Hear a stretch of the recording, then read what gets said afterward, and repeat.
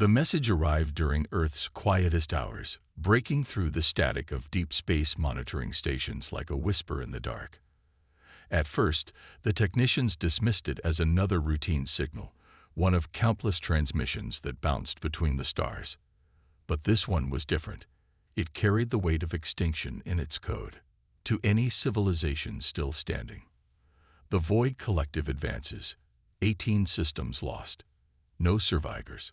Traditional defenses ineffective. If you receive this, save yourselves. Run. The Galactic Assembly, once the proudest achievement of spacefaring races, had fallen silent. The mighty Arcturian Empire, whose fleets had guarded trade routes for millennia, no longer answered hails. The Zenith Collective, masters of technological advancement, had gone dark. One by one, the great powers of known space had vanished like stars winking out at dawn. At United Earth Command, Admiral Sarah Chen stood before the holographic display, watching as another red marker appeared in the Orion arm. Another system gone dark. Her weathered face, marked by decades of service, remained impassive, but her fingers drummed an anxious rhythm on the command console. "Play it again," she ordered, and for the 100th time, the recovered footage flickered to life. The destruction of the Arcturian defense fleet had been total. Their ships, pinnacles of military engineering, had shattered like glass against the Void Collective's vessels. The enemy moved with impossible precision, their ships black as the space between stars, absorbing energy weapons and shrugging off kinetic strikes. "They're not invincible," Chen muttered, rewinding to a specific moment. "There, see how they adjust formation when the Arcturians try to flank. They're anticipating known tactics. They're learning." Lieutenant James Rodriguez, her tactical officer, leaned forward. "But that's what makes them unstoppable, Admiral. They adapt to everything thrown at them." The Zenith tried quantum weaponry. The Arcturians used their legendary battle meditation. Even the swarm attempted their hive mind tactics. Nothing worked. Chen's lips curved into a slight smile. "Nothing worked because they're all fighting like advanced civilizations, Lieutenant. They're fighting by the rules of enlightened warfare, of technological supremacy. But humanity," she straightened, her voice carrying across the command center. "We never got that memo. Earth had always been the backwater of galactic civilization. Too young, too aggressive, too unpredictable to be trusted with the most advanced technologies. While other races reached for the stars through careful advancement, humanity had clawed its way into space through determination and countless failures. They were the scrappers, the innovators, the ones who turned junk into weapons and desperation into victory. "Get me the Security Council," Chen ordered, "and find every test pilot, stunt driver, and crazy engineer we've got. If the galaxy's finest armies can't stop these bastards with elegance, maybe it's time to show them how humanity fights when the gloves come off." The response from Earth's leaders was predictably divided. Some advocated isolation. Let the galaxy burn, fortify Sol, and pray the storm passes. Others pushed for evacuation, suggesting humanity abandon Earth while they still could. But as the debate raged, more distress calls flooded in, each more desperate than the last. In her quarters that night, Chen reviewed humanity's military assets. Their ships were a hodgepodge fleet, retrofitted cargo haulers, mining vessels converted to carriers, and interceptors that were more attitude than armor. Against the Void Collective's perfect machines, they looked like museum pieces. But that was just it. No one had ever beaten humanity by being perfect. Earth's history was written by the imperfect, the desperate, the ones willing to try the impossible because they had no better options. While the galaxy's elite forces fought with precision, humanity had learned to fight dirty, to improvise, to survive. "Send word to all commands."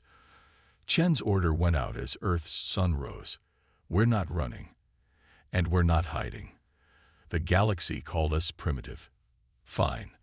Let's show them just how primitive we can be." As the message spread, something awakened in the human colonies, not fear, but a familiar fire. The same fire that had driven their ancestors to cross oceans in wooden ships, to fly with cloth and wood, to reach the moon with computers less powerful than a modern watch.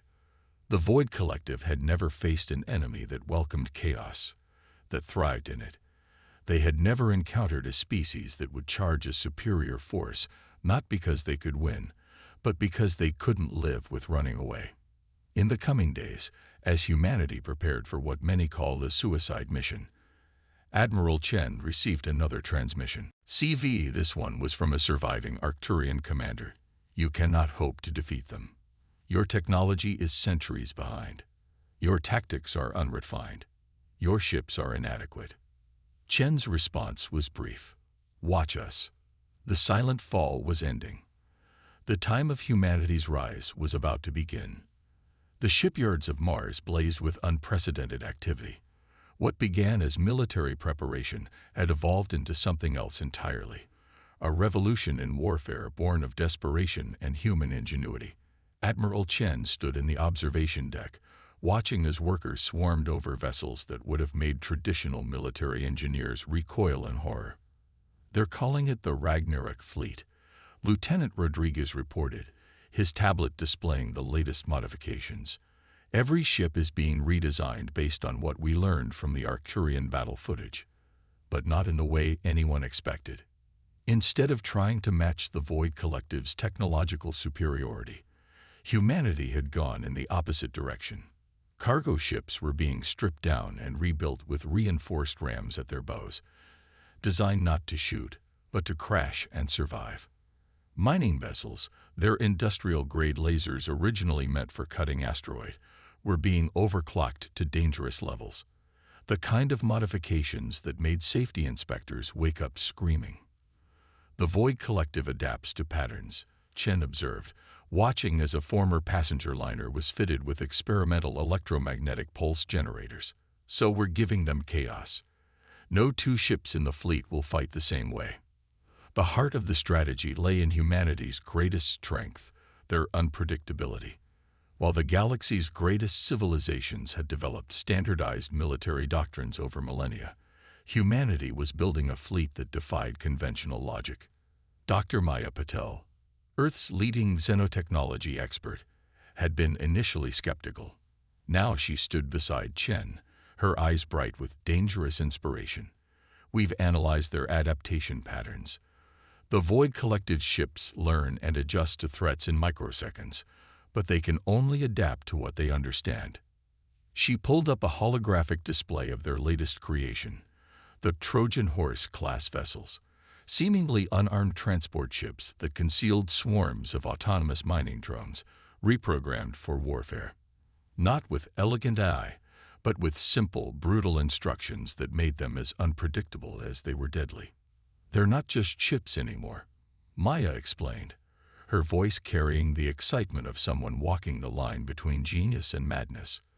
They're weapons that break every rule of engagement the galaxy has established. The Void Collective expects ships to behave like ships. They don't expect them to deliberately breach their own reactor containment as a tactical choice. The preparations weren't limited to the fleet. Across Earth and its colonies, humanity was mobilizing in ways that defied conventional military doctrine. Special Forces operators trained alongside extreme sports athletes, learning to pilot ships in ways they were never designed to move. Engineers worked with demolitions experts, developing weapons that sacrificed efficiency for sheer, overwhelming chaos. We received another warning from the surviving Galactic Assembly members, Rodriguez mentioned, his expression grim. They say we're going to get everyone killed, that our tactics are too risky, too unpredictable. Chen's response was to pull up footage from Earth's military history. Ancient battles where barefoot armies defeated mechanized forces, guerrilla campaigns that brought empires to their knees, and modern conflicts where inferior forces had prevailed through sheer audacity. Humanity has always been outgunned, she declared to her gathered officers. We've always been technologically inferior, but we've never let that stop us. The galaxy calls our tactics primitive, our technology crude. Good. The Void Collective has never faced an enemy willing to ram a burning ship down their throats while broadcasting heavy metal. The preparation reached its peak 3 months after the initial decision to fight. The Ragnarok fleet hung in Mars orbit, a bizarre collection of vessels that looked more like a space junkyard than a military force. But appearances were deceiving. Each ship was a unique nightmare, a problem that couldn't be solved through adaptation because it followed no logical pattern. On the eve of their departure, Chen received one final message from Earth's government: authorization to proceed, along with a simple addition: the galaxy wanted us to be civilized. Time to remind them why they feared us before we learned to behave. As the fleet prepared to jump, Chen addressed her forces. No elegant speeches about glory or duty, just a simple truth. They expect us to fight like we're advanced. We're going to fight like we're human. And that's going to scare the hell out of them. The Ragnarok fleet vanished into hyperspace, leaving behind a solar system transformed by purpose. Humanity had spent centuries trying to prove they belonged among the stars. Now they would prove why the stars should fear them. The defiance of Earth was rising, and with it, a style of warfare the galaxy had forgotten was possible. The Void Collective had never faced an enemy that didn't fear death, that didn't calculate odds, that would sacrifice everything not for victory, but for the chance to bloody their nose. They were about to learn why humanity's primitive nature wasn't a weakness, it was the most terrifying weapon in the galaxy. The battle began with laughter. Not the nervous kind that precedes doom, but the genuine mirth of humans who had just witnessed the impossible. The Void Collective's perfect formation. Their sleek, midnight ships arranged in geometric precision had faltered for the first time since their invasion began.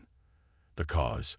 A retrofitted garbage scow, blasting AC/DCs, thunderstruck on all frequencies while tumbling toward their lines trailing nuclear waste. They're actually trying to calculate its trajectory, Commander Sarah Way reported from the bridge of the Desperate Measure, trying to contain her own amusement. Their entire fleet is adjusting to account for a ship that's literally being piloted by a rookie stunt driver with a death wish. Admiral Chen watched as the Void Collective's formation shifted, their adaptive algorithms attempting to predict the erratic path of the ska. That was the beauty of hiring demolition derby champions as pilots. There was nothing to predict. Even the pilots didn't know what they were going to do next. "Launch the miners," Chen ordered, her voice steady despite the chaos unfolding before her. Across the fleet, converted mining ships released their payload. Thousands of small, crude drones originally designed to cut through asteroids. Their programming was simple: find the biggest enemy ship and try to cut it in half. No complex AI, no advanced targeting systems, just straight lines and industrial lasers pushed well beyond safety limits. The Void Collective's response was telling. Their ships, accustomed to engaging in precise, calculated combat, suddenly faced an enemy that ignored every convention of space warfare. The mining drones weren't trying to disable systems or breach shields. They were trying to physically saw the ships in half. First blood, Rodriguez announced as one of the drones succeeded, its laser burning through a void ship's hull before the drone itself exploded. The enemy vessel didn't elegantly disable or gracefully retreat. It split apart like a broken toy. But the real surprise came from the Trojan horse vessels. Looking like damaged civilian ships trying to flee the battle, they drew the Void Collective's attention. The enemy, programmed to efficiently eliminate threats, began systematically targeting these apparent stragglers. That's when the ship's reactors went critical, not by accident, but by design. Quantum containment failing, came the calm report from one Trojan horse captain. "It's been an honor. Let's see them adapt to this." The resulting explosions weren't just destructive. They were unpredictable. Waves of quantum energy rippled across space in patterns that defied physics, created by humanity's deliberate abuse of technology they barely understood. The Void Collective ships, trying to adapt to the impossible, found their systems overwhelmed. "They're actually falling back," Maya observed from her station, monitoring the enemy's reactions.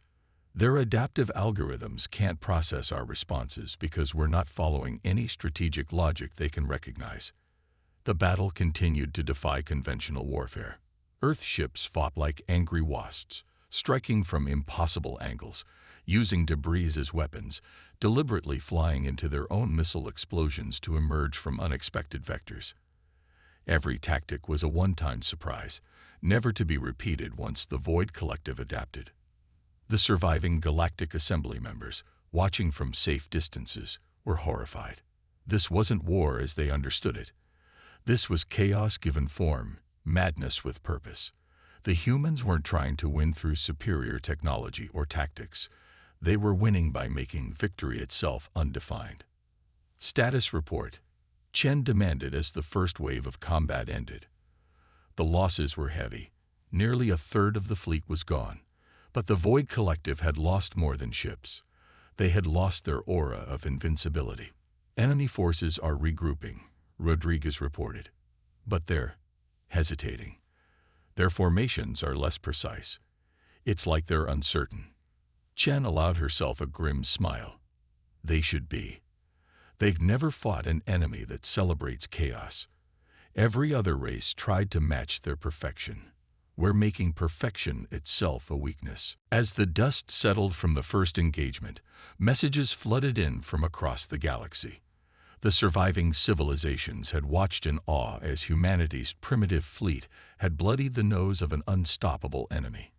But with the awe came fear, not of the Void Collective, but of the humans who had just demonstrated that rationality itself was optional in warfare. Send word back to Earth, Chen commanded. First strike successful. Enemy adaptation protocols compromised. Request permission to get really uncivilized. The response was immediate. Permission granted. Show them why the galaxy should be glad we learned to behave. Until now. The first strike had ended, but it was just the beginning. Humanity had proven that their greatest weakness, their unpredictability, their primitive nature, was actually their greatest strength. The Void Collective had never faced an enemy that didn't fear defeat, didn't calculate odds, and didn't fight to win but fought to create chaos. They were about to learn that facing extinction didn't make humanity desperate. It made them creative. And a creative human was the most terrifying force in the universe. The Void Collective had learned. Not in the way their adaptive algorithms usually operated, but in a more fundamental sense. They had learned fear. After 3 months of engaging humanity's chaotic warfare, their perfect formations had become hesitant, their responses tinged with what could only be described as caution. But they had also learned to be cruel. Admiral Chen stood in the ruins of Forward Base Thermopylae, Earth's primary staging ground in the Orion Arm. The station, once home to 20,000 personnel, now drifted in pieces. The Void Collective had struck without warning, using humanity's own tactics against them. Unpredictable, savage, and complete. Casualties, she asked, though she already knew the answer. Total, Rodriguez replied, his voice hollow. They didn't even try to disable the station. They just tore it apart, like they were angry. That was the terrifying part. The Void Collective was supposed to be purely logical, adaptive but emotionless. Yet their recent attacks showed something new: spite. They had learned wrath from humanity, and they wielded it with mechanical precision. The Ragnarok fleet is down to 40% strength, Maya reported, her usual enthusiasm replaced by exhaustion. We've lost contact with the Martian shipyards. The quantum communication network is being systematically destroyed. They're not just fighting us anymore, they're trying to erase us. The breaking point hadn't come from a single devastating blow, but from the accumulated weight of attrition. Humanity's chaotic tactics had worked brilliantly at first, but each victory had cost them ships they couldn't replace, crews they couldn't replicate. The Void Collective, despite their losses, seemed endless. In her private quarters, Chen reviewed the battle footage. The enemy had adapted not by becoming more precise, but by embracing destruction. Their ships now moved with the same unpredictability as human vessels, but backed by superior technology and unlimited numbers. They're learning the wrong lessons from us, she muttered, watching as a void ship deliberately sacrificed itself to destroy 3 human vessels. We fight chaos because we have hope. They're using it because they have none. The turning point came during the Battle of Proxima Centauri. Humanity's closest stellar neighbor had become a killing ground, where the remnants of the Ragnarok fleet faced an enemy that had learned to be human while remaining machine. They're targeting civilian ships now, Wei reported, her voice cracking. Not just military targets. They're hitting evacuation vessels, medical transports, everything. It's like they're trying to make us feel what defeat tastes like. Chen watched as another human ship disappeared in a flash of light, taking 3 void vessels with it. Even in death, humanity refused to die quietly. But for the first time, she felt the cold touch of real defeat approaching. "Send the signal," she ordered finally. "All remaining ships, implement Protocol Omega." Rodriguez looked up sharply. "Admiral, that's our last resort. If we do this, if we don't, we die anyway." Chen cut him off. "They wanted us to learn civilization. Fine. Let's show them what happens when civilization itself breaks." Protocol Omega was humanity's darkest contingency. Every remaining ship, every weapon, every piece of technology they possessed would be pushed beyond breaking point. Not for victory, but for the single purpose of proving that defeat had a price. The orders went out. "All ships, this is Admiral Chen. The breaking point isn't where we fall. It's where we decide what we're willing to break. Implement Protocol Omega. Authorization code. Remember Earth." Across what remained of human space, ships began to change. Safety systems were disabled. Reactor containment protocols were bypassed. Weapons were modified to fire single, devastating shots that would destroy both target and user. "They taught us to be civilized," Chen addressed her fleet. "To fight with restraint, to value preservation over victory. Today we remember what we were before. Today, we show them why the galaxy feared us enough to try to tame us." The remnants of humanity's fleet turned to face the Void Collective's armada. They were outnumbered, outgunned, and out of options. But in that moment, something changed. The fear vanished, replaced by a clarity that only comes when everything is about to be lost. "All ships, prepare to engage." Chen's voice was steady. "Don't fight to win. Fight to make them regret ever teaching us mercy." The breaking point had arrived. But it wasn't humanity that was about to break. It was every constraint, every rule, every limit they had accepted in the name of civilization. The Void Collective had learned to be cruel, but they were about to learn something far worse. They were about to learn why humanity had chosen to be civilized in the first place, not out of weakness, but because the alternative was too terrifying to contemplate. Until now, Protocol Omega began with silence. The remaining human ships, their reactors pulsing with deadly instability, hung motionless in space. No transmissions, no movement, no sign of life.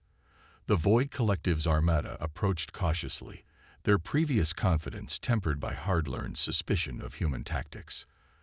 They had no way of knowing that every human vessel had become the suicide weapon, not out of desperation, but out of choice. "All ships, execute." Chen's command was barely a whisper, but it triggered humanity's final gambit. The first wave wasn't an attack. It was an invitation to disaster. Human ships deliberately breached their own containment fields, creating cascading waves of quantum instability. Physics itself began to break down in bubbles of corrupted spacetime, catching void ships in reality warping fields they couldn't adapt to. "They can't predict what we're doing because we're not trying to survive," Maya observed, watching as the laws of nature buckled under humanity's final assault. Their entire adaptive strategy relies on assuming their opponent wants to live. The Void Collective's response was immediate and devastating, but it didn't matter. Human ships weren't fighting to win positions or achieve objectives. Each vessel had a single purpose: create maximum chaos before their inevitable destruction. Mining ships turned their industrial cutters inward, using their own disintegration as weapons. Civilian vessels, their hulls packed with unstable quantum cores, deliberately collided with void formations. Every human ship became a unique apocalypse, each death designed to create problems that couldn't be solved through adaptation. "They're trying to retreat," Rodriguez reported, amazement in his voice. "The collective, they're actually falling back." Chen watched as the enemy's perfect formations dissolved into chaos. The Void Collective had learned to emulate human unpredictability, but they hadn't learned the most crucial lesson. Humanity's strength wasn't in their chaos. It was in their willingness to embrace it completely. "Launch the last phase," she ordered. "Show them what happens when you force humanity to remember its true nature." The final wave of human ships engaged their drives beyond all safety limits. They weren't just faster than light. They were tearing holes in reality itself. The Void Collective's adaptive algorithms couldn't process what was happening because the human ships weren't just breaking rules of engagement. They were breaking rules of existence. Multiple quantum ruptures detected. Maya's voice was filled with both horror and awe. "We're creating something new, something that shouldn't be possible." The space between the fleets began to change. The quantum ruptures weren't healing. They were growing, feeding off the energy of destroyed ships from both sides. The Void Collective, for the first time, showed true panic. Their ships scattered, trying to escape the expanding chaos. But it was too late. "They finally understand," Chen said softly, watching as reality itself became a weapon. "We weren't fighting to win. We were fighting to change the rules of what victory means." The battle's culmination wasn't a traditional victory. It was a fundamental alteration of the battlefield itself. The quantum ruptures had created a permanent zone of unpredictability, a region of space where the Void Collective's perfect adaptations meant nothing because the laws of physics themselves were in constant flux. As the enemy fleet retreated in disarray, messages began arriving from across the galaxy. The surviving civilizations had witnessed humanity's final stand, not a desperate last resort, but a calculated decision to break reality itself rather than accept defeat. "Send word to Earth," Chen commanded, her voice carrying the weight of what they'd achieved. "The Void Collective is retreating, but more importantly, they're afraid. Not of our weapons or our tactics, but of what we're willing to do to win." The victory wasn't marked by celebration, but by a profound silence across the galaxy. Humanity had reminded everyone why they had been encouraged to become civilized in the first place. They had demonstrated that their greatest strength wasn't their ability to create chaos. It was their willingness to embrace it fully when necessary. In the aftermath, as the quantum ruptures stabilized into permanent scars across space, the galaxy's perception of humanity changed forever. They weren't seen as primitive anymore, but as something far more terrifying. A species that had chosen civilization despite knowing what they were truly capable of. The Void Collective never returned to human space. Whether from fear or understanding, they had learned the ultimate lesson. Some species aren't defeated by superior technology or perfect adaptation. Some species can only be stopped by becoming what you fear most.